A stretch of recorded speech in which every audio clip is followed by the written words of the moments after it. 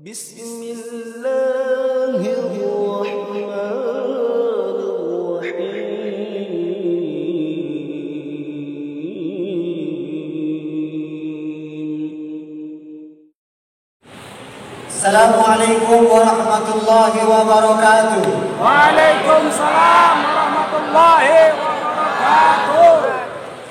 Mudah-mudahan yang menjawab salam saya, kalau dia masih sekolah walaupun sifatnya daring, sukses dan segera mendapatkan prestasi yang maksimal. Amin ya Allah. Kalau dia bujang, saya doakan mudah-mudahan cepat dapat jodoh. Amin ya Allah. Kalau dia janda, saya doakan mudah-mudahan tetap janda. Amin. Alhamdulillahi Rabbil Alamin, Alladhi wa'ada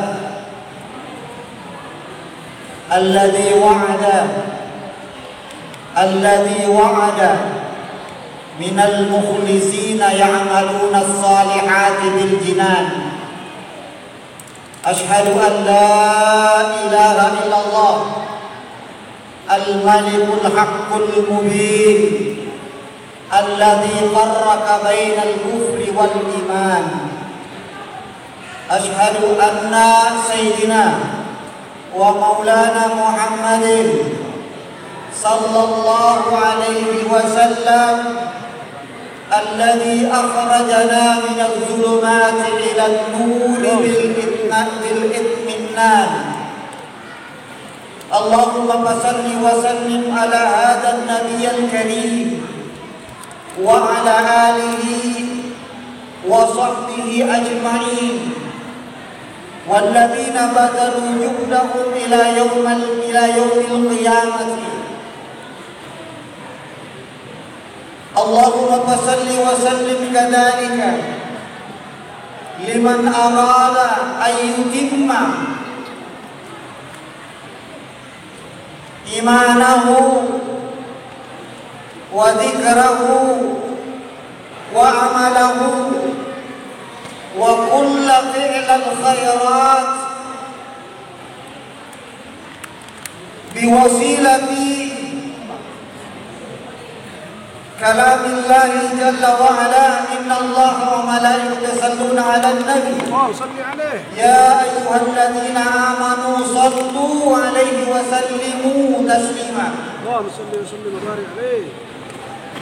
Allahumma salli wa sallim ala habibina wa syafi'ina wa maulana Muhammadin ibn Abdullah ibn Abdul Muttalib sallallahu alaihi wasallam alladhi yaqul man ahabba ilayya kana ma'iyyan fil jannah wa fi qaul man ahya sunnati kana ma'iyyan fil jannah. Amma ba'd, zumratul habaib wa zumratul asatid al-mufassirin wal huffaz alladhina yajtami'una fi hadzal masjid asy-syarif at-taqwa tidak pala atala Allahu wujudahum wa la'alla Allah subhanahu wa ta'ala ayyutiyahumul manfa'ah wa yanfa'uhum lin-nas kama qala sallallahu alaihi wasallam khairukum man qala anhu wa hasuna amalah khairukum anfa'uhum lin-nas. Kayaknya ini Ustaz di belakang sana berpikir kita sarap terus apa? Kalau gitu kita langsung bahasa Indonesia saja.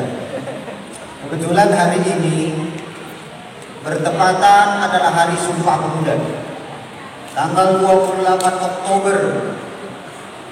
Beberapa puluh tahun silam, hari ini diperingati adalah ikrar kebangsaan yang merupakan Sumpah Pemuda yang menorehkan sejarah, yang kemudian mencatatkan bangsa ini sebagai bangsa terbesar umat Islamnya, dan menjadi bangsa yang paling subur negerinya, bangsa yang memiliki kekuatan dan keberagaman, bangsa yang memiliki kepaduan dan satu harapan Bhinneka Tunggal Ika.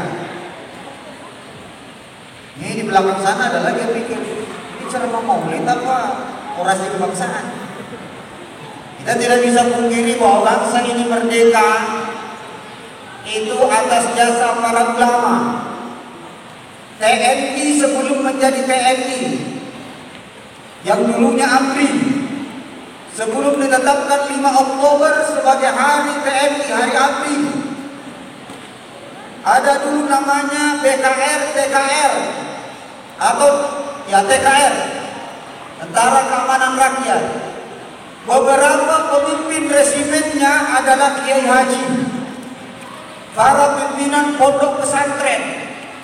Maka wajar kalau kita kemudian ingin mensinergikan peringatan Maulid Nabi Muhammad sallallahu alaihi wasallam ini dengan ikrar Sumpah Pemuda. Sumpah Pemuda di sini bukan bertemunya seorang pemuda dan gadis di ujung jembatan. Bukan ikrar seorang duda dan janda di Sebidai. Tapi ikrar di sini adalah ikrar bagaimana kita memproklamasikan diri dengan mengikuti sunnah Rasulullah sallallahu alaihi wasallam. Demi Allah, kemerdekaan bangsa ini tidak diraih melainkan dengan sumbangsi para tokoh-tokoh Islam dan ulama Islam. Walaupun tentunya sampai hari ini kita belum mendapatkan halawatul iman ma'al istiqlal. Kita belum pernah merasakan lezatnya iman. Itu mungkin karena ketaatan kita kepada Rasulullah masih sepenggal. Peringatan milad luar biasa. Kita bersalawat setiap saat. Datang bulan Ramadan, semua khusyuk dan tawadhu di masjid-masjid langgar surah. Tapi begitu Ramadan berlalu 11 bulan kita libur ngaji. Betul apa betul? Betul. Kalau bulan puasa datang hebat semua orang. Mulai dari yang baru tumbuh giginya sampai yang sudah Allah, itu gantian ambil mic mengaji dengan lantang pada malam pertama sampai malam ke-7. Setelahnya itu sudah tidak ada lagi. Masjid-masjid di awal Ramadan tumpah ruah, tapi kemudian di akhir Ramadan yang ada hanya Bilal, Marbot, dan orang-orang yang mulai batuk satu-satu. Itu di tempat lain, Pak. Kalau di Masjid At-Taqwa, alhamdulillah sama saja. Mohon maaf, saya tidak menyinggung ya, cuma menyindir. Tapi inilah kenyataan. Ini kenyataan di mana-mana sama. Ada orang awal Ramadan ngambil mic, mengaji, mau mengikuti qari. A'udzubillahi minasyaitonir rajim. Mana? Bismillahirrahmanirrahim. Bagus. Sekalinya apa? A, ba, ta, ta. Tidak usahlah terlalu gaya. Yang biasa aja, kata Nabi, khairul umuri awsatuha. Amal yang paling baik itu yang sedang-sedang saja, nggak usah gaya. Kalau ente tidak berbakat jadi qari, ya nggak usah bergaya. Biasa saja. Di sini ada orang Bugis? Ada Bugis? Ada. Angkat kaki. Nggak ada orang Bugis di sini. Ada. Sini ada Jawa? Nehi? Nggak ada. Yang ada di sini adalah orang Tanah Tidung. Nggak ada orang Bugis, nggak ada orang Jawa. Yang ada adalah orang Tanah Tidung. Mungkin kakeknya dulu iya, mungkin neneknya dulu iya. Itulah sebabnya Rasulullah mengatakan la farqa baina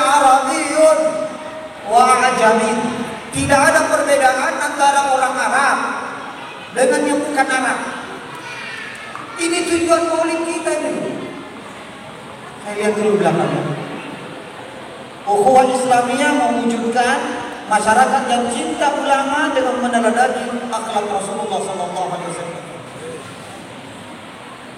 Ukhuwah Islamiyah itu artinya tidak ada perbedaan.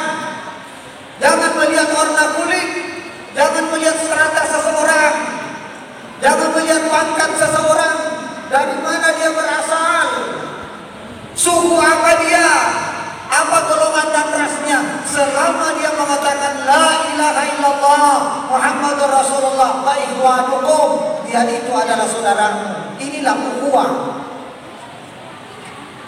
Allah mengatakan dalam Al-Quran, kullukum min turab, kalian semua itu dari tanah. Ada nggak yang di sini diciptakan bukan dari tanah? Nah, ada, semua dari tanah. Kalau ingin bukti silakan, kalau siang hari digosok itu tangan, lengan, pasti keluar tanah berupa daging. Itu menandakan bahwa Anda semua, kita semua yang di depan ini, semuanya dari tanah. Tidak ada yang tidak diciptakan dari tanah. Kenapa saya perlu sampaikan tanah ini? Islam mengajarkan bahwa orang yang tercipta, makhluk yang diciptakan dari tanah itu memiliki unsur kesabaran dan tawakal yang tinggi.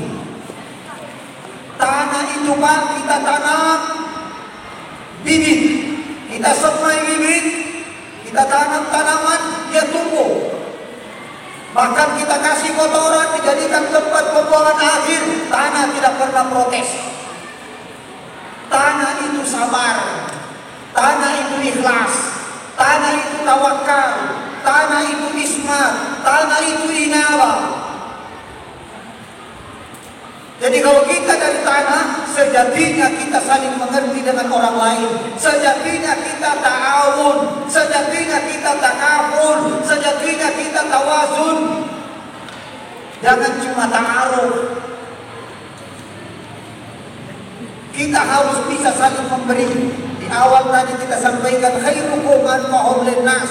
Sebaik-baik kamu adalah orang yang bermanfaat dengan orang lain. Tanah itu dimanapun dia berada selalu bersinergi. Lalu bagaimana kalau ada orang setiap hari itu bikin susah? Mungkin diciptakan dari tanah longsor, makanya bikin susah. Kalau ada orang datang selalu bikin menakut-nakuti orang lain, mungkin diciptakan dari tanah kuburan. Ada orang yang pelan, tidak punya ketetapan hati dan jiwa. Dia tidak punya pegangan. Dia tidak punya yang namanya, kalau bahasa Jawanya, tepas seliro. Mungkin orang ini diciptakan dari batu padas, campuran tanah batu padas, sehingga dia melimpah. Begitu hujan turun langsung berserakan. Tapi kalau ada orang, begitu dia datang memberikan ketenangan, begitu dia hadir menyejukkan jiwa, begitu dia hadir selalu memberikan rasa aman dan bahagia, itulah orang yang diciptakan dari tanah suci. Kalau ada orang kulitnya putih, mungkin diciptakan Tuhan dari tanah pasir putih. Kalau yang di depan ini mungkin semua diciptakan dari tanah yang dibuat batu bata, makanya berwarna-warni. Tapi kalau apalah, yang penting kita dari tanah. Sejatinya manusia diciptakan oleh tanah pasti memiliki, ada namanya sahwa imaniyah, ada ghiratul Islam, ada ukhuwah Islamiyah. Jangan lagi membedakan dari mana dia berasal. Kata Nabi, selama dia bersyahadat, selama dia sholat, selama dia bersalawat, selama dia menunaikan ibadah puasa, mengeluarkan zakat, itu adalah saudaramu. Kalau ada permasalahan, segera kita abaikan. Masalah besar kita kecilkan, masalah kecil kita lupakan. Kalau falsafah orang dulu, nenek moyang kita mengatakan, ingat dua hal, lupakan dua hal. Yang pertama, Ingat kebaikan orang kepada dirimu supaya engkau termotivasi melakukan pembalasan yang baik. Dan ingat kesalahan yang kau lakukan supaya engkau malu dan tidak mengulanginya. Lalu lupakan dua hal. Lupakan kebaikanmu kepada orang, karena kebaikan yang selalu kau ingat akan membatalkan amal solehmu dan akan membuat engkau riya, tamak, loba. Kan seperti itu. Lalu lupakan kesalahan dan kekeliruan orang yang pernah dilakukan. Kalau kita kan sebaliknya, semua kebaikan kita diingat. Kita punya teman dulu pekerjaannya biasa-biasa, lalu kita mengangkat karirnya, kita menempatkan dia menjadi orang yang profesional, maka itu selalu diingat. Kalau bukan saya dulu bantu dia itu aduh kasihan dulu lah. Dia pekerjaan itu bolak-balik naik sampan, naik ke titik, ke sengkong, lempar jala, lempar pancing, rawai, tidak pernah dapat hasil. Begitu saya masukkan di pekerjaan dinas ini, wah mantap dia, gara-gara saya. Maka itu bilang, Allah mengatakan dalam Al-Quran, la tubtilu sadaqatikum bil manni wal adha. Jangan kamu buang-buang pemberianmu, jangan kamu hilangkan kebaikanmu dengan banyak menyebutnya, hilangkan. Ini untuk memupuk ukhuwah Islamiyah dan Masyariah. Kalau ada orang pernah salah sama kita, bukankah al-insan mahallul khata'i wan nisyan? Bukankah manusia tempat keliru dan salah? Lupakan. Malah tidak, semua kekeliruan orang selalu diingat.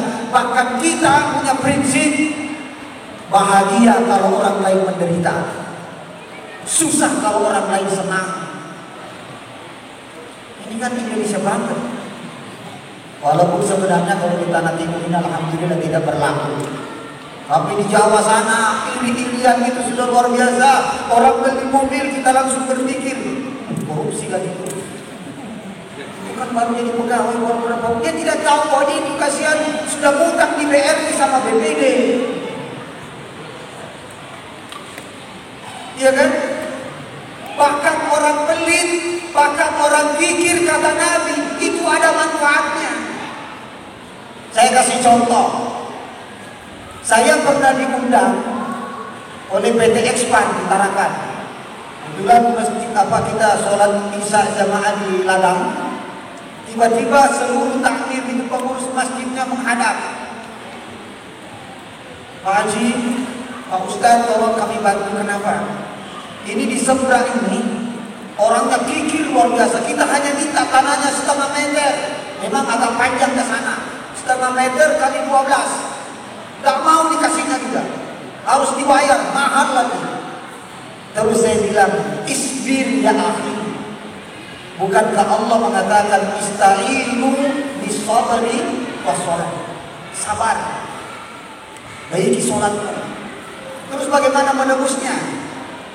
Ini jalan menuju surga. Gara-gara ada orang kikir, mungkin seluruh jamaah yang ada di ladang ini makan masuk surga. Gimana caranya dah? Mari kita berimpak bareng-bareng. Tebus itu tanah. Coba kalau dia tidak kikir, kita tidak akan mengeluarkan impak fisabilillah. Jadi orang kikir itu perlu juga sebenarnya. Perlu. Ada tetangga setiap habis panen durian, kebetulan kita punya tempat tinggal itu miring begini. Jadi dia tidak pernah ngasih kita buahnya, tapi baunya kita cium. Berterima kasihlah kepada Allah. Ya Allah, terima kasih Engkau memberikan saya penciuman masih tajam. Walaupun saya tidak lihat bendanya, tapi saya sempat menciumnya, ya Allah. Kan begitu. Ini dalam rangka ukhuwah. Walaupun sakit hati kita, begitu datang air, semua kulit-kulitnya itu jatuh ke tempat kita, di bawah arus. Berterima kasih lagi kepada Tuhan. Terima kasih ya Allah, Engkau memberi saya kulit durian walaupun tidak ada isinya. Mungkin kita kalau panen di tapak, mungkin kita kalau pulang mancing, kita juga tidak pernah ngasih hasil pancingan. Jadi kalau ada tetangga kikir panen durian tidak pernah memberikan apa-apa kepada kita, pergilah ke toko buah, belikan delima, belikan anggur yang harga 18 kilo, belilah 10 kilo. Datang kepadanya, assalamualaikum, waalaikumsalam. Ada apa ya? Saya silaturahmi mengantarkan ini buah karena saya lihat Bapak tidak pernah mengantar buah ke saya, makanya saya antarkan. Coba antarkan sampai 3-4 kali, hati mana yang tidak akan terketuk. Jadi jangan melihat orang lain lalu mengukur kepada diri kita. Rasulullah tidak. Coba kita baca riwayat-riwayatnya di Situ Turang, kita baca di Diba, kita baca di Al-Barzanji, kita baca di Qasidah Burda. Itu betapa agung dan mulianya Rasul. Tidak pernah beliau membalas keburukan orang. Bahkan dinukilkan dalam sebuah riwayat, itu terdapat di Duratul Nasih dan Qiraatul Rasyidah. Orang Arab itu kalau Nabi lewat selalu dinudai. Setiap dinudai bilangnya hanya sambil tersenyum. Berselang beberapa hari Nabi sengaja nengok ke atas implek. Kalau orang-orang Arab itu rumahnya bentuk plat kayak kotak, dilihatnya ke atas kok tidak ada. Nabi bergumam, ya Allah, kemana ini langgananku? Saya kan setiap lewat di Dubai hari ini tidak ada. Coba, kalau kita mungkin begitu kan, mampus kau. Kalau kita begitu, mudah-mudahan kau cilaka 8 turunan 8 belokan. Sampai segitunya gitu. Tapi Nabi tidak mendoakan ketika ke Taif, dilontari kotoran, dilempari batu, bahkan berdarah beliau. Beliau hanya mengadahkan tangan, Allahumma hdi ummati fa innahum la ya'lamun.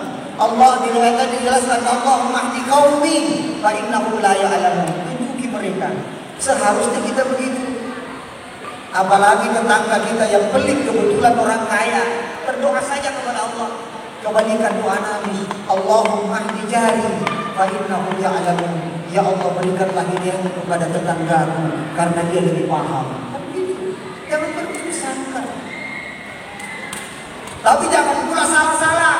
Kadang-kadang juga saking baiknya dia punya hati, sudah dilihat tetangganya bonceng orang lain, masih dia bilang, tak apa-apa. Nah kalau lihat kebenaran sampaikan. Kita kan kalau bertetangga kan suami istri paham, anak-anaknya paham. Tiba-tiba tetangga kita bonceng istri orang, harus ditegur. Jangan dibiarkan. Ini banyak kejadian di rumah tangga. Kalau lihat istri orang langsung dia bilang Masya Allah. Lihat anak gadis, la haula wala quwwata illa billah. Lihat orang-orang cantik takbir dia. Begitu pulang ke rumah lihat istrinya, innalillah. Kan aneh.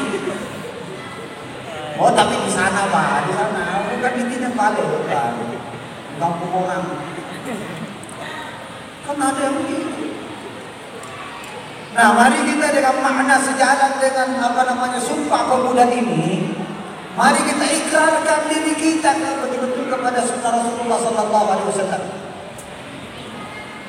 Nabi tidak senang kalau ada di antara kita selaku umatnya yang selalu silang sengketa, selalu beda pendapat. Cari kesamaan, singkirkan perbedaannya.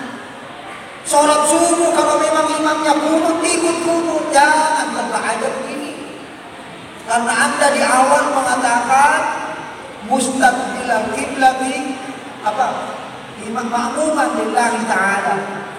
Kan di awalnya kita jadi makmum. Kalau imamnya kunut, walaupun ente tidak kunut, ikut kunut karena makmuman. Ente biasanya kunut, tiba-tiba datang ke masjid yang tidak kunut, tak usah paksa angkat tangan sendiri. Imam Syafi'i itu adalah murid daripada Imam Malik. Imam Malik tidak kunut, Imam Syafi'i kunut. Kalau Imam Syafi'i ke tempatnya Imam Malik, Imam Syafi'i tidak kunut, tidak bilang subhanallah, subhanallah. Kalau kita ini kan kalau imamnya tidak kunut teriak di belakang, subhanallah. Kalau masih turun imamnya naik tekanannya, subhanallah. Imamnya kaget, salah gue apa? Kan jadi masalah. Seharusnya mesti bermasalahkan yang seperti itu. Selama yang merupakan rukun, selama yang merupakan syarat wajibnya dilaksanakan, tidak usah dipermasalahkan. Sama misalnya kita lihat orang tahiyat, asyhadu an la ilaha illallah, ada yang bilang Mungkin orang ini wawasannya luas. Siapa tahu dia minta, ya Allah berikan aku dunia dengan segala di sini. Boleh jadi. Tapi yang paling masyhur, orang yang gerakan tangan ini itu ternyata menulis lafzul jalalah. Asyhadu an la ilaha illallah. Dia tulis nama Allah. Itu pengakuan yang menggerakkan tangan, penyaksian. Ada juga yang asyhadu an la ilaha illallah. Dia mundur dulu baru maju. Mungkin kakeknya dulu dari Madura suka karapan sapi. Tak masalah. Yang penting dia tahiyat. Ada juga itu belum apa-apa, begini duluan. Baru baca at-tahiyatul mubarakat atau riwayat lain at-tahiyatul lillahi. Terserah. Yang penting semua dasarnya ada. Yang tidak betul itu kalau dia bilang asyhadu an la ilaha illallah. Nah, ini tidak betul. Dia mau goyang atau tidak itu tidak betul. Apalagi yang begini juga tidak betul. Selama dia begini sah. Dia goyangkan. Yang salah itu adalah kita. Kenapa memperhatikan dia goyang? Ya enggak? Bukan ini yang salah. Yang salah kita. Kenapa dia goyang? Berarti ente punya sholat tidak sah. Kan begitu. Jadi mari cari persamaannya. Apa persamaannya? Sama-sama terlebih maju. Itu sah. Ada imam maghrib. Allahu Akbar. Diam beberapa saat. Lalu tiba-tiba Alhamdulillahi Rabbil Alamin. Tidak ada bismillah kedengaran. Tak usah teriak di belakang. Subhanallah, subhanallah. Allahu Akbar. Bismillahirrahmanirrahim. Alhamdulillahi Rabbil Alamin. Nah, biarkan aja teman-teman kita ini seperti ini. Kalau saya biasanya keliling seperti ini disuruh imam nanya dulu ke mayoritas jamaah itu. Kita kan harus cari yang jumhur. Mayoritas di mana? Jakarta Pasir. Sembarang aja Ustaz. Nah, itu paling enak lagi. Kalau ada masjid seperti itu Sembarang, enak. Memang ada masjid-masjid khusus. Tapi tamu juga harus tahu diri walaupun ditakzimkan. Kadang-kadang juga kita mendatang bergaya. Ada masjid imamnya itu orang-orang yang hafiz. Jamaahnya juga rata-rata penghafal. Karena ditahu ada orang datang, orang tua ihtiram. Orang tua disuruh maju, silakan. Ya Maulana. Pak tua ini maju, ternyata Pak tua ini orangnya khusyuk. Begitu takbir, Allah Akbar. Kan orang tua. Ternyata takbir sekali belum dia, menurut beliau belum sah. Ulangi lagi. Allah Akbar. Kedua kalinya pun orang di belakang sudah ada yang takbir. Ternyata belum khusyuk menurut beliau. Diulang lagi. Allah berkali-kali. Akhirnya jamaah bilang orang hubungan diam. Mundur aja Maulana. Mundur. Majulah yang biasa bilang, yang biasa azan. Allahu Akbar. Mantap sekali aja. Jadi semua jamaah satu saf di depan juga Allahu Akbar. Begitu jamaah Allahu Akbar dia nengok ke belakang. Gimana bro? Sekali aja kan? Nah, kan parah kalau begitu. Jadi jangan terlalu nakik lah. Perbedaan itu jadikan rahmat. Jangan jadikan bahan silang sengketa. Mana mungkin kita bisa memupuk ukhuwah Islamiyah kalau kita tidak mampu menyelami dan mengerti saudara yang lain. Ada kalimat pamungkasnya begini. Jangan merasa pintar, tapi pintarlah merasa. Saya ulangi, jangan merasa pintar, tapi pintarlah merasa. Jangan melihat kulitnya. Kita tidak tahu isinya orang. Boleh jadi penampilannya biasa-biasa saja, tapi kedekatannya dengan Allah jikitnya kuat. Tasbihnya bagus, istighfarnya boleh, sholawatnya tidak pernah putus. Kita tak bisa mengukur. Tetapi yang paling afdal tentunya, yang paling luar biasa tentunya adalah kita yang membentuk jamaah. Ada jamaah khusus yang memang khusus untuk mentadabburi Al-Quran dan Sunnah Rasulullah SAW. Seperti tadi kita dibacakan beberapa kalimat-kalimat yang mengagungkan kepribadian baginda Rasulullah SAW. Mudah-mudahan rasa syauq ini, rasa cinta dan kerinduan ini, mahabbah ini menjadikan kita orang-orang yang dekat dengan Rasulullah. Kahataini, kata Nabi, seperti dua jari ini berdekatan di surga. Amin. Seperti kasusnya Uqasyah diriwayatkan oleh Bukhari. Itu Uqasyah ketika Nabi seperti ini kemudian mimbarnya, beliau sudah sakit menjelang ajalnya. Beliau mengatakan, wahai para sahabatku, kalau ada utangku tolong sampaikan.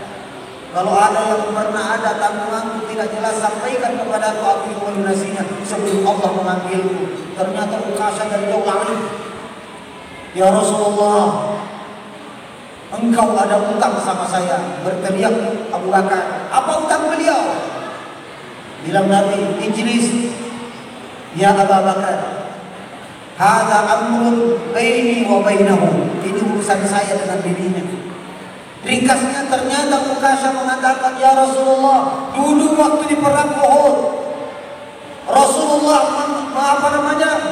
menghentakkan cambuknya bukan mengenai kuda yang kau tunggangi, tapi mengenai dadamu. Sakit ya Rasulullah, aku ingin membalasnya sebelum engkau dipanggil. Ini Uqasyah. Umar berdiri marah, sahabat semua marah, tapi Rasul mengatakan biarkan. Ternyata Uqasyah saking cintanya kepada Rasulullah yang melakukan sebuah sandiwara. Wahai Rasulullah, ketika aku kena cambuk, aku pada saat itu tidak ditutupi selembar kain. Aku ingin menyambutmu dengan menggunakan cambuk dari putrimu Aisyah, tapi saya ingin aku ingin menyambut dadamu kosong seperti saat itu. Semua sahabat menangis karena Rasul sedang sakit.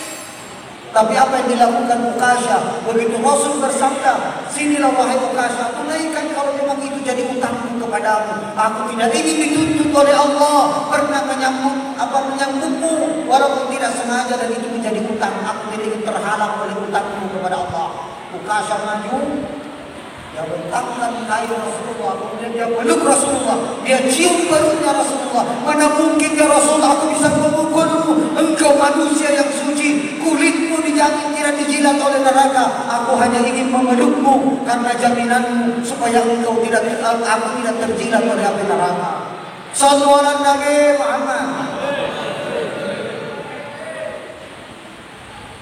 Semoga dengan kecintaan kita seperti cintanya Uqasyah menjadikan kita orang-orang yang masuk surga. Amin. Jangan menjadi orang yang medek, jangan menjadi orang yang geger, jangan menjadi orang yang sangat-sangat bakhil. Ketika disebut nama Rasulullah kalian tidak berselawat.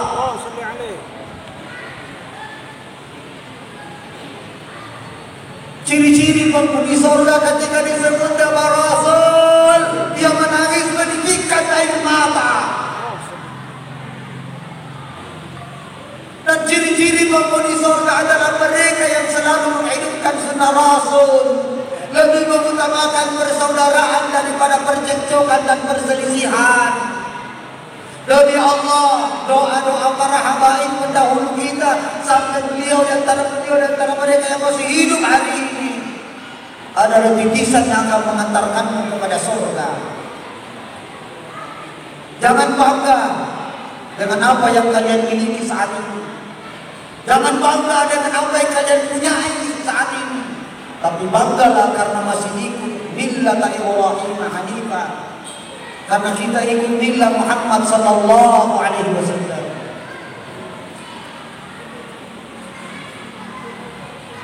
Mungkin di belakang sana kaget, Ustaz Kasman kenapa tiba-tiba ganas?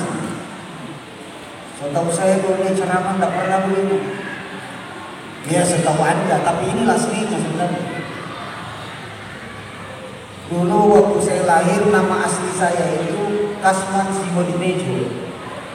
Kalau orang Jawa pasti paham. Kasman Simodimejo itu cita-cita orang tua saya, almarhum abah saya. Anakku pernah makan kasman singa di meja supaya dia bisa menjadi singa di meja dan di podium. Dan ternyata jadi. Walaupun saya bukan Al-Asad, singa sesungguhnya bukan, tapi singa dalam kebenaran dan kebaikan. Saya minta tidak ada lagi perselisihan antara NU dengan Muhammadiyah. Alhamdulillah saya keliling di Kalimantan Utara. Orang kunut dengan tidak kunut, masalah Muhammadiyah dengan NU hari ini sudah tidak ada masalah. Saya perhatikan sholat subuh itu tidak ada masalah. Kenapa? Sudah sama-sama tidak sholat subuh. Oh, kenapa diketawa?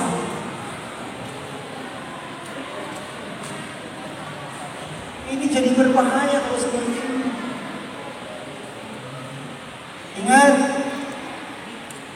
intabih, ini peringatan. Jangan sampai ada perselisihan hanya persoalan kecil, padahal sesungguhnya ilmu kita juga hanya sekuntai kuku. Kadang-kadang orang itu mampu berdebat, mendebat orang lain, padahal ilmunya masih nafis, masih mankus, masih kurang. Tapi berdaya. Kata pepatah, tong kosong nyari ulinya. Siapa yang suka mendebat saudaranya, sesungguhnya dia itu nanti akan dilaknat oleh Allah Subhanahu wa ta'ala jalla wa ala. Na'udzubillah ini. Siapapun mereka, selama dia bersyahadat, selama dia berzakat, selama dia sholat, selama dia berhaji dan ihram, selama dia silaturahmi, maka dia adalah saudara kita. Jangan tanya dia dari mana. Bilal bin Rabah, manusia paling hitam kulitnya di dunia. Mungkin kalau mati lampu orang susah melihat dirinya. Saking gelapnya dia punya kulit. Tapi Rasulullah menempatkan bahwa dia lebih duluan masuk surga daripada sahabat. Pernah suatu waktu diriwayatkan oleh Abu Hurairah, Rasulullah dulu dengan sahabat-sahabat terkemuka 40 penghuni surga. Lalu beliau bersabda, aku mendengar suara kaki Bilal di surga. Abu Bakar protes, ya Rasulullah, kok bisa Bilal terdengar terompahnya di surga, sementara Bilal yang merdekakan Bilal itu aku, ya Rasulullah. Rasulullah mengatakan keistimewaan Bilal tidak pernah putus wudunya. Sepele, wudu saja. Wudu saja dijaga oleh Bilal. Setiap buang angin wudu lagi, ada batal wudu lagi, ada khatar dalam dirinya wudu lagi. Itu Bilal. Makanya dijamin masuk surga, bahkan mendahului para sahabat terkemuka. Ikhwati billah, mari kita pelihara wudu. Kalau orang pakai wudu, insya Allah dosa-dosa kecil itu akan hilang. Contoh, kita naik taksi karena ada wudu, mata ini pasti tunduk. Tapi kalau tidak ada wudu, anak gadis lewat, ya Allah ya Rabbi. Janda anak 1 lewat, siul. Janda anak 7 lewat, tunduk. Sementara Nabi itu mencari janda yang tua, bro. Jangan cari yang muda.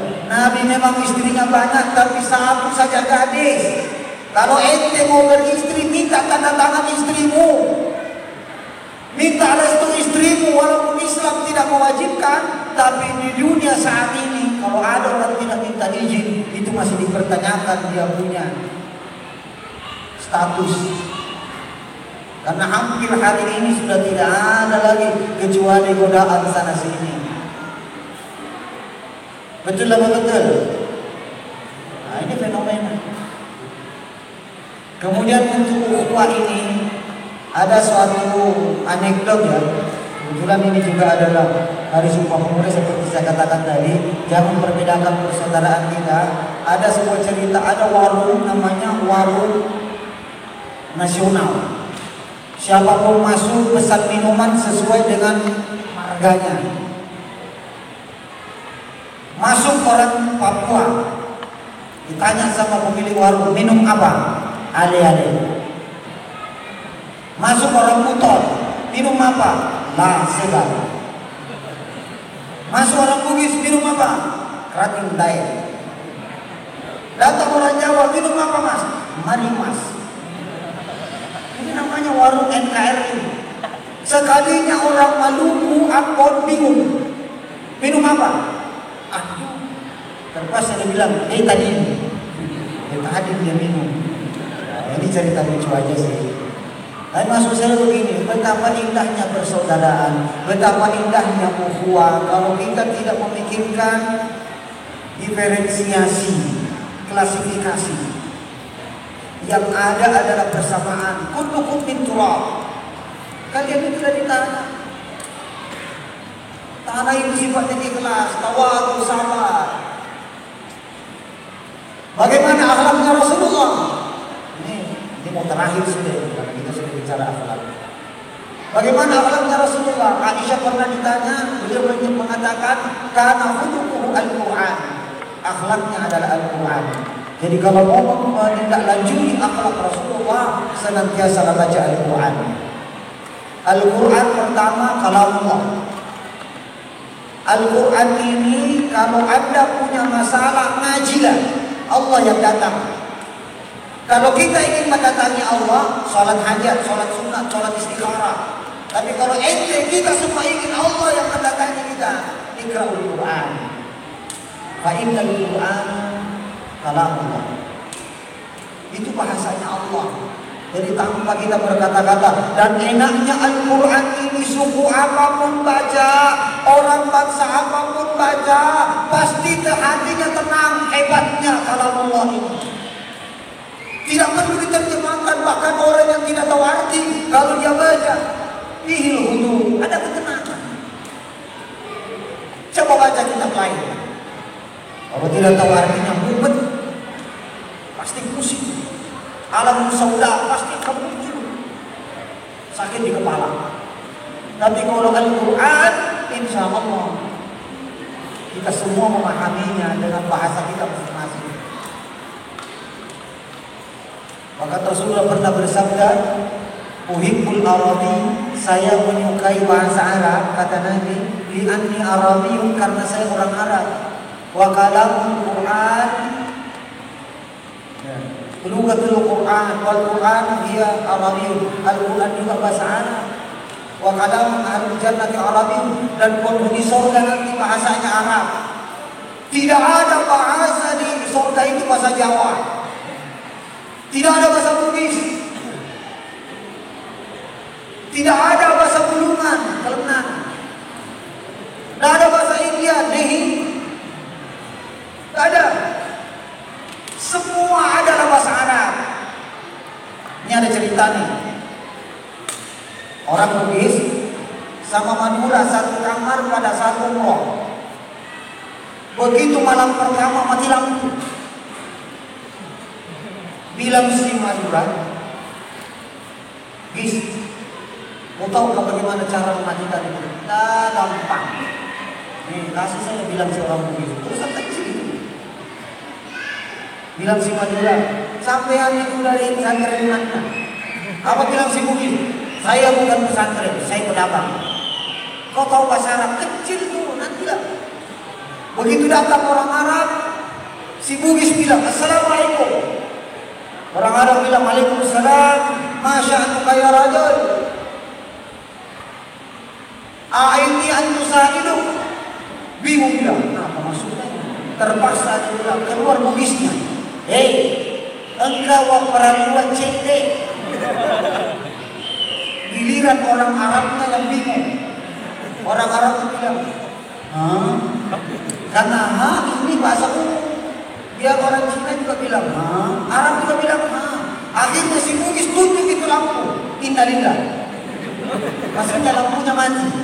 Orang Arab langsung ganti. Apa bilang si Bugis sama Madura? "Kamu itu percuma sekolah pesantren. Tidak tahu apa bahasa Arabnya mati lampu. Saya cuma bilang innalillah, orang Arab tahu." Bilang si Madura, "Saya juga tahu kalau macam itu." Akhirnya besoknya mereka dua jalan mengitari kota Mekah. Sekarang ini pemerintah Saudi itu tidak ada lagi Babur Ridwan dan semacamnya. Itu pintu-pintu yang dulu kita kenal tahun 70, 80, 90. Al-yawm la tujadu syai', sekarang ini tidak ada lagi. Orang Arab takut kalau kita ini musyrik, takut kalau kita ini khurafat, takut kalau kita macam-macam. Karena ini orang Madura sama Bugis jadinya sama. Asalkan sampai di Mekah dia tidak peduli rukun haji. Yang penting sampai di Baitur Rahman, di Babur Rahman. Yang penting sampai di Multazam. Kalau perlu gunting itu kiswah. Kan Bugis aja dia gunting kiswah itu. Lewat doa. Ada orang Bugis ya? Ada orang Bugis ini? Mohon maaf, bukan Bugis Anda, Bugisnya di kampung sana. Itu kan semua terlalu. Jadi akhirnya begitu dia keliling, tersesat. Pintu sudah tidak dihafal. Sekarang nama-nama raja pintu itu. Pintu-pintu di Baitullah itu dikelilingi di sekitar Baitullah, pintu masuknya itu nama-nama raja. Jadi kalau Anda tidak bisa bahasa Arab atau tidak hafal letaknya, pasti kebingungan. Si Madura ini tidak mau kehilangan akal, tidak mau kalah sama si Bugis. Langsung dia bilang sabar. Saya ini juga amatan pesantren. Katanya dari Pamekasan misalnya gitu. Begitu orang Arab lewat, dia lihat orang tinggi besar, pakaian jubah seperti ini, dianggapnya Arab, ternyata itu orang Banjar. Dilihat dia lewat, Assalamualaikum. Bilang si Banjar, Waalaikumsalam. Tapi dia pakai bahasa Arab. Masa dia kaya apa tuh? Ada apa denganmu? Ya fulan, kan seperti itu. Si Madura bilang, Ihdina siratal Masjidil Haram. Kami mau pulang ke Masjidil Haram tapi tidak tahu jalan. Si Banjar ini tahu, ini orang Madura ini. Langsung dia bilang, siratal ladzina an'amta alaihim. Lurus-lurus lah kan. Ya, makanya ini tidak boleh mandang enteng orang. Kita tidak boleh. Indahnya karena kita berbeda, indahnya karena istri kita perempuan. Coba sama-sama laki-laki.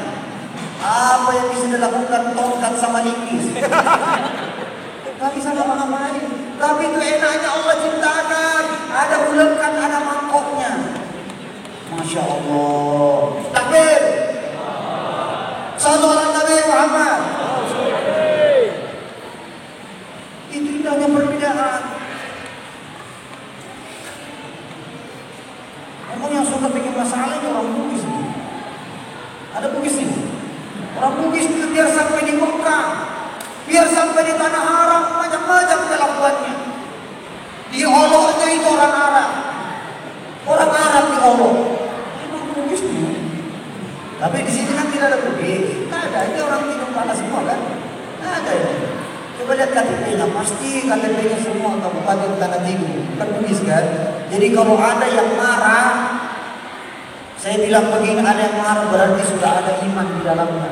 Orang yang mudah tersinggung kata Nabi itu ada imannya, walaupun dia sedikit. Kalau dia tidak marah berarti sudah sempurna imannya. Ewailemu. Yang seperti itu misalnya. Ini orang Bugis sampai di sana dia Allahnya orang Arab. Orang Arab itu iman baca surah Asy-Syams. Wasy-syamsi wa duhaha wal qamari idza talaha wan nahari idza jallaha. Suatu saat dia langgangnya pakai qiraat Sabah. Wasy-syamsi wa duhaha wal qamari idza talaha. Mulai sudah si Bugis bertingkah. Ternyata orang Arab bodoh juga. Sadar padahal dia tidak tahu ilmu. Sekalinya orang Arab ini karena sudah banyak TKI, TKW kerja di Arab, orang Arab ini tahu bahasa Indonesia. Sekarang ini Pak kalau mau ke tanah suci tidak usah pakai bahasa Arab, bahasa Indonesia saja. Orang Arab sudah tahu apa yang kita inginkan karena dia sudah paham bahasa Indonesia. Kenapa? Di sekitar-sekitarnya itu rata-rata orang Asia, termasuk Indonesia jadi pekerjanya, jadi khadimnya, jadi pembantunya, jadi rabbatul baitnya. Nah seperti itu. Akhirnya karena marah orang Arab, ditempelkan si Bugis. Sekali tampar orang Arab, bayangkan kalau orang Arab besarnya. Ini tangannya hampir sama dengan Khatib. Norma siapa itu? Nah, Dia tangannya itu seperti pukulannya yang dari Thailand itu tinju. Alhamdulillah, nggak ada yang minat tinju di sini. Tak apa deh. Ada petinju legendaris itu dari Thailand. Pukulannya seperti itu. Ditempelin ini orang Bugis langsung jatuh. Begitu jatuh, orang Arab itu kan tidak tahu. La yafhamul mulakama. Orang Arab itu tidak tahu tinjunya begitu orang Arab. Beda apa orang Arab punya begini. Dipukul si Bugis langsung ingat Nabi. Sallu ala Nabi. Berhenti si Arab. Karena orang Arab cinta kepada Rasul. Begitu memukul orang Bugis, si Bugisnya teriak, sallu ala Nabi. Berhenti Arab. Padahal ternyata si Bugis jahat. Begitu orang Arab berhenti, dia lagi yang KO Arabnya. Ditendang, dikepit, ditabak, jatuh si Arab, dipukul si Arab. Arab bilang sallu ala Nabi, Arab bilang si Bugis, dia kagak sallu ala Nabi. Orang Bugis ini mana ya? Kita kembali ya. Ingat akhi billah, ingat saudaraku, jangan lihat perbedaan. Barang siapa yang mencintai ulama itu pewaris Nabi. Barang siapa mencintai pewaris Nabi, maka dia dengan dekat dengan keluarga Nabi. Contohnya para habaib, zuriatnya Nabi. Kalau anda dekat dengan mereka, paling tidak ada namanya kesejukan surgawi. Barang siapa disebut nama Rasulullah Sallallahu Alaihi Wasallam, bergetar hatinya, berarti dia sudah ma'iyahnya tinggi, mahabbahnya tinggi. Akankah kita memiliki hati seperti itu? Jawabannya tentu berpulang kepada pribadi kita masing-masing. Allahumma shalli ala Muhammad. Allahumma shalli alaihi. Mungkin yang terakhir kali larut malam. Ini juga masa kita ini kan kalau di protap ya, protokol kesehatan dan sebagainya. Jadi ada di antara kita bantu Ustaz disalahkan. Saya sebenarnya sehat ke masjid, tapi Ustaz ceramah keras batuk saya. Periksa di puskesmas positif. 2 bulan sudah istrinya tidak datang bulan. Barakallahu alaihi wasallam. Jangan sampai ya. Ingat, kalau ingin sehat, pertama disampaikan oleh beliau bahwa maskernya pakai, jangan lupa cuci tangan, jaga jarak, dan yang terpenting jaga kondisi hati. Karena Nabi mengatakan salah satu tumpukan dalam badan kita, dalam tubuh kita ada namanya mudghah. Mudghah itu adalah qalb. Kalau hati itu senang-senang saja, banyak senyumlah. Makanya saya ceramah itu selang-seling, kasih pegang senyum lagi supaya kita sehat. Karena kalau orang tenang-tenang begini keluar keringat. Kalau kita tersenyum itu ibadah.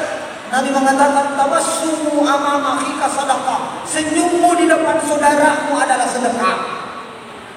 Dengan catatan, jangan mudah dijadikan salah-salah. Hadis ini begitu lihat kota amal tidak ada uangnya keluar, kota amal diambil baru senyum. Kenapa begitu? Aku pernah dengar Ustaz bicara, kata itu hadis Nabi, senyum itu adalah sedekah. Karena saya tidak punya uang, senyum aja kotaknya. Tapi sudah amal. Yang kedua, jangan pula senyum-senyum sendiri. Begitu sampai di rumah, yang ada dinding senyum. Istrinya mulai khawatir. Nelpon mertua. Abang, ini suamiku sudah ada gejala begini berapa tahun sudah. Nggak ada itu. Wah, ini senyum-senyum sendiri. Nah, hati-hati, jangan juga mentang-mentang senyum-senyum sendiri. Ada juga orang itu senyum kepada orang tertentu. Ya, lihat orang senyum karena pejabat. Tapi kalau orang kaya tidak mau senyum. Dia senyum ke Satpol PP. Tapi kalau marbot tidak mau senyum. Karena kenapa? Marbot setiap ketemu pasti menyodorkan celengan. Senyum kepada siapa saja, dikenal atau tidak dikenal, senyum karena senyum itu adalah ibadah. Kalau perlu senyum dengan istri, setiap ketemu istri senyum. Walaupun sebenarnya kalau kita senyumnya baru sekarang, pasti istri kaget. Begitu senyum bapak kepada istrinya pulang dari sini kan, Assalamualaikum sayang. Apa bilang istrimu? Ada apa denganmu? Tapi mari kita, istri buka mata pertama senyum, maka istri akan mengatakan, aku ingin engkau yang terakhir kupandang pada saat mataku terpejam. Demikian juga di saat terbuka, engkaulah pandangan terakhir. Bukan mantap. Atau kalau bisa kita ngomong kepada istri, saya pegang tangannya, babe, I love you. Kira-kira si kakek mau kau itu si kain kau pulang ke rumah. Sini deh.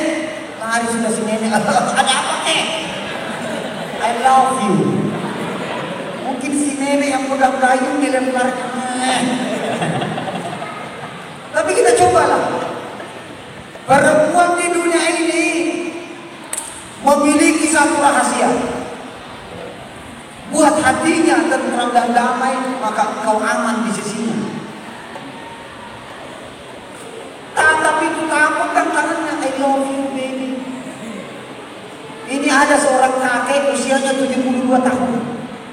Neneknya itu usianya 69 tahun. Dari 72 sama 69. Si perempuannya si nenek 69. Si kakek 72. Si kakek setiap panggil istrinya, hai babe.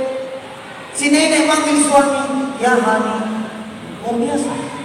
Honey sama babe. Kalau kita waktu pengantin baru begitu pegangan tangan ke pasar, mana-mana pun pegangan tangan. Dunia ini laksana milik kita berdua.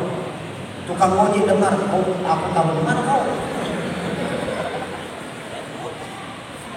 Tapi sekarang sudah punya anak 3, tidak ada lagi pegangan tangan tuh. Si istri di depan, jalan dua, dia di belakang. Mereka ke sana sini sambil bersiul. Tapi itu di Tanjung. Kalau di sini di Hidung Paling, alhamdulillah ada juga lah 1, 2, 3, 4, 5, 6, 7, 8 dan seterusnya. Kita juga harus seperti itu ya. Jadi cobalah, pegang itu tangan, istriku maafkan. Sekian tahun kita bersama, aku belum pernah mengucapkan I love you kepada I love you. Maka istriku akan mengatakan I love you too. Bayangkan itu asik itu. Sebelum tidur pegang itu, tatap matanya. Engkau adalah Dewi Sinta. Maka dia akan membuka matanya. Apa? Berarti kau ramah. Bebe. Tapi coba dimulai lah. Coba dimulai. Insya Allah kalau kita mulai. Ada seorang kepala rumah tangga, dia ngomong kepada istrinya, istriku coba lihat tetangga kita. Begitu suaminya keluar dicium tangannya. Apa bilang istrinya? Itu memang dari awal. Kalau sekarang aku mau suruh cium, gak usah lah. Aku tahu siapa kau. Ada juga istri begitu. Terus bagaimana menghadapi istri yang suka? Kan ada istri begitu. Kalau ada istri bapak-bapak yang memang takdirnya, kodratnya. Kalau ada perempuan tidak bisa bicara begini-begini, berarti dia bukan perempuan, itu siluman. Bagaimana menghadapi istri yang suka ngoceh? Diam, matikan seluruh alat listrik, dengarkan itu, hemat energi. Perempuan itu kelebihannya, kekurangannya di telinga. Kalau laki-laki kekurangan dan kelebihannya di mata. Makanya ada istilah mata keranjang. Jangan bilang, saya mau DR besok, kemana? Kedudukan. Sekali ada info, dia lagi di Tanjung. Perempuan itu mudah memaafkan tapi susah melupakan. Ini harus dipahami oleh laki-laki. Kalau tidak percaya tanya sama ibu-ibu dan ummahat di belakang sana.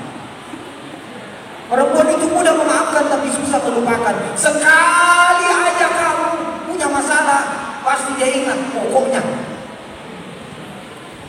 Kita punya masalah hari ini, kejadian 7 tahun itu diangkatnya, 12 tahun diangkatnya. Kalau laki-laki tidak, baru kemarin aja sudah lupa. Kalau perempuan ada masalah, makanya hati-hati dengan perempuan. Ketika kau melakukan kesalahan 7 tahun, 12 tahun tetap diungkap. Karena itu adalah fakta menurut mereka. Makanya rajin-rajinlah tersenyum dengan istri. Istriku sayang, walaupun kau pesek, kau tetap cantik bagimu. Apalagi mati lampu. Berikanlah sanjungan. Seperti itulah, atau terserahlah. Istriku, walaupun orang tetangga bilang kau gendut, saya yakinkan dirimu justru gendutmu itu menurut aku kau adalah gemuk. Makanya carilah kalimat, ada perempuan ini di kupingnya ada punya kelebihan dan kekurangan. Jangan pernah membohonginya, jangan pernah menyelingkuhinya, jangan pernah melakukan kekeliruan, karena sekali engkau didengar kau punya cacat, seumur hidup dia tidak akan pernah percaya.